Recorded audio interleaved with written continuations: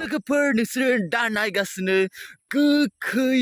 dahw YouTube channel गासैखौ फिन बरहरनाय थाबावबाय। दायो लोगोफोर ओरैबायदि भिडिअ नोंथांमोननो शेयार खालामनो सानदों जेरावबो लुटपुट खालामग्रा ओरैबायदि उल्टां फाल्टां खालाम बयनि सोमोन्दै बय ना लेडि बय बेनो जादों सेक्सि बय न आरो खेबसे आंजों लोगोसे बुं सेक्सि बय। बहुत तेज हो रहा है।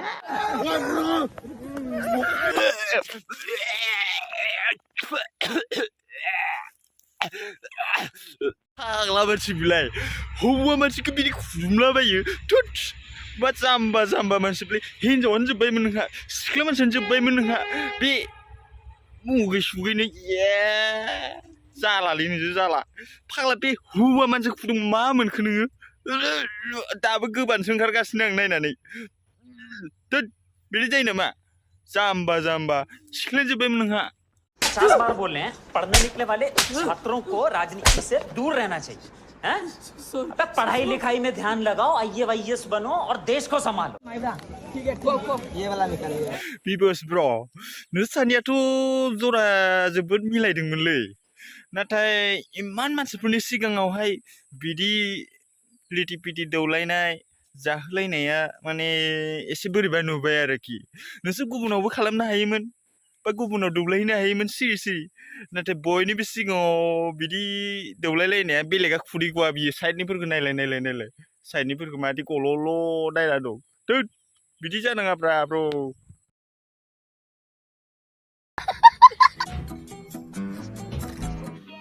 समझ रहे हो ना? वायरल मत करो यार। भाइराल मत करोसो जाबावबाय गावहानो भिडिअ बानायबाय गावहानो आगारबाय गावनि इउटुब चेनेलावनो आगारबाय गावहानो भाइराल खालामबाय सोरखौबासो बुंबाय भाइराल मत करो फाग्ला बिदि जायो गावनो भाइराल खालामबा भाइराल मत करो बिदि जानाङाब्रा बि बयस ब्र एसे बेखौबो बाहाय मिथिबाय मा दंबावोसि भाइराल जानोलाय जाम्बा बिदि जायो सोरबा थोद।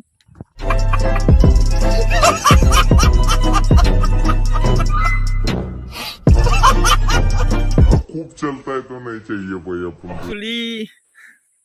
बिबस ब्रआ ब्रेन जाबायना ब्रेन अबावथो फुराना चिजखौलाय लाबावनो मालिक जाबाय दामि जाबाय ब्रेन जाबाय अबावथो बे मानसिफोर दुनियाव सोलिनाय दुनियाव गोसारनाय बुस्थुखौथ' नाङाना ब्रेन नांगौ ब्रेन गोदान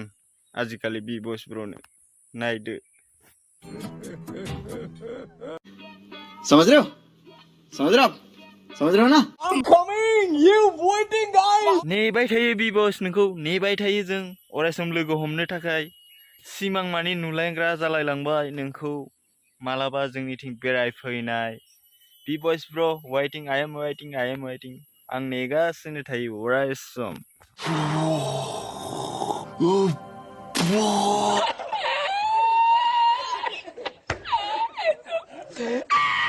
सुपर भाई कैसा लगा आपको?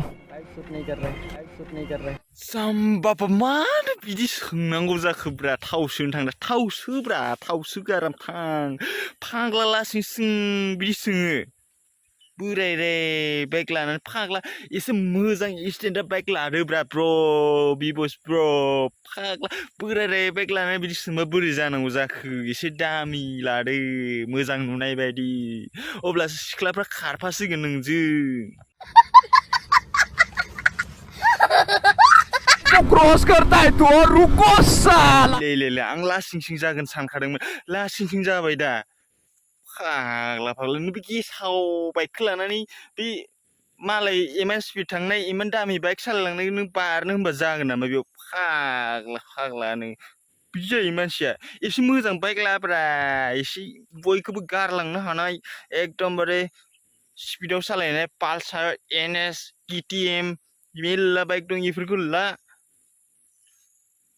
जाम्बा बि बयसआनो जेनबालाय बोरै जानांगौ जाखो एसे नाम्बार 1 टप नाम्बार 1 थांनाय बि बयसा थालाङोब्लाय बोरै जानांगौ जाखो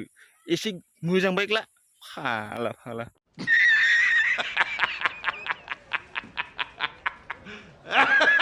फेंक के मारो या फिर मोमबत्ती, मुझे नहीं पता, बस क्लिक हो जाना चाहिए। अब मैं भी जा रहा हूँ, मुझे पैसों के पीछे भागना है। बाय। क्या जाओगे आं नोंखौ बुंबाय थाखायो लासिंसिं जागोन होननानै बे इमान स्पिड बाइक सालायलांगासिनो बै थाबायलांनाय सिख्लाखौलाय नोंलाय माथो होनो मा दरखार माथो होजायानो जाम्बाबा होद इमान असमान दाखालामब्रा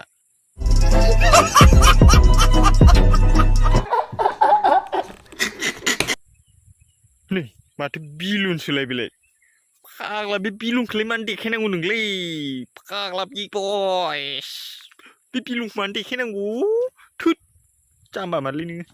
चीटिंग करता है तू चीटिंग करता है तू सुंदरी लोग कहाँ पर जाओगे Hey boy, ना lady boy, बेखौनो बुङो sexy boy. जाबायना काहिनिया लासिंसिं जाबाय दा सिख्ला एदावग्रा सेक्सि बय नोङो मोनबाय दा माबायदि लासिंसिं रायजाबाय नों बिदि सालायनाङाब्रा इमान मानसियाव नों गावखौनो एसे सामलायना सालायनांगौब्रा मा गावखौनो एकदमबारे फेमास जाबाय गावनि गिजुआव दावखोलांबाय होननानै नों बिदि ओपनलि बिदि खालामबा जानाय नङाना बि बस ब्र बिदि नङाब्रा एसे संभल के भाई संभल के पढ़ने निकले वाले छात्रों को राजनीति से दूर रहना चाहिए हैं? अबे पढ़ाई लिखाई में ध्यान लगाओ IAS बनो और देश को संभालो लड़की गाली दे रहा है मेरे को साला मा होनदों लड़की ने गाली दे रहा है रायजानाय खामानिखौ मावना लाबाय नों रायजाखागोन गाली दे रहा है आरो खिथाबावनोसै फाग्ला बिदि जानाङालै मारो हमको जिंदा मत छोड़ो सालो हम कोई मंदिर का घंटा है कि कोई भी आके बजा जाता है अरे मेरे को काहे को नहीं दिखता है नोंखौनो सोर माथो होनांगौ दे सोर माथो होनांगौ जाम्बा जादों नोंखौ हाय होनबानो खिथु खारफानानै नोंजों आखाइ हमैनो जाम्बा जादों हर लड़की ऐसा नहीं है समझे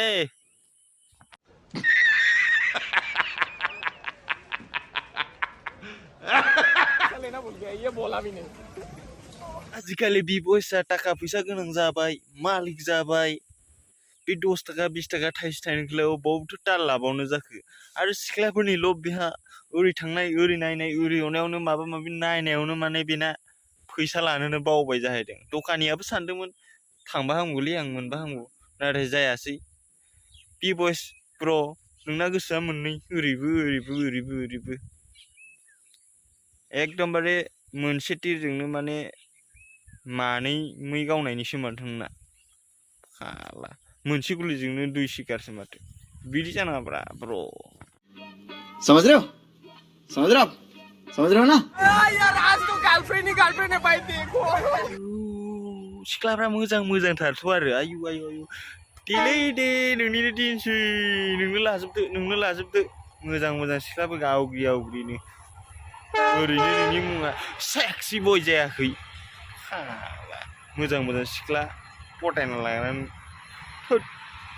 बिदि जानाङालै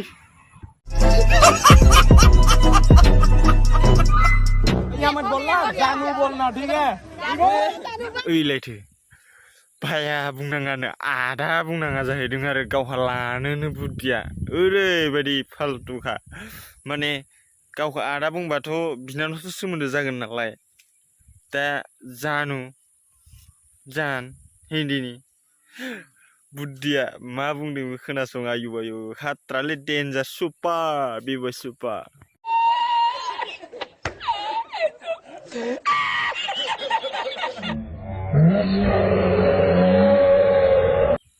लासैसो बुजानो नागिरलाबायनो सिख्ला मानसिजों थोद फाग्ला बिदि जायो नामा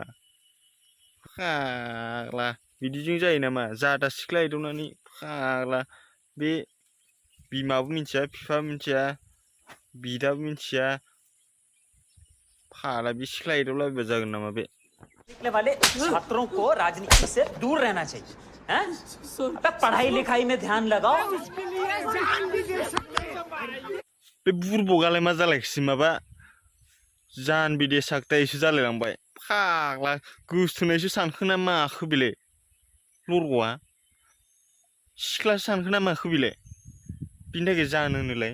दा थैजासिम थांजासिम एकदमबारे गोसो थोहाबना दंमोन गोदो गोदायनिफ्राय उन्दैनिफ्रायनो बेखायनो गारनो हाया माने खेबसे लोगो मोननायावनो माने डाइरेक्टलि जान बिदि साखता हूं फाग्ला बिदिया जायो नामा बे हौवाजों हौवा सिख्लाबा बेलेगब्रा सिख्लाबा बेलेग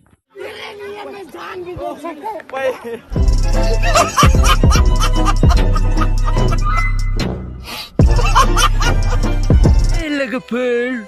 आंनि बे भिडिअखौ नायना नोंथांमोना बोरै मोनदों जुदि मोजां मोनदों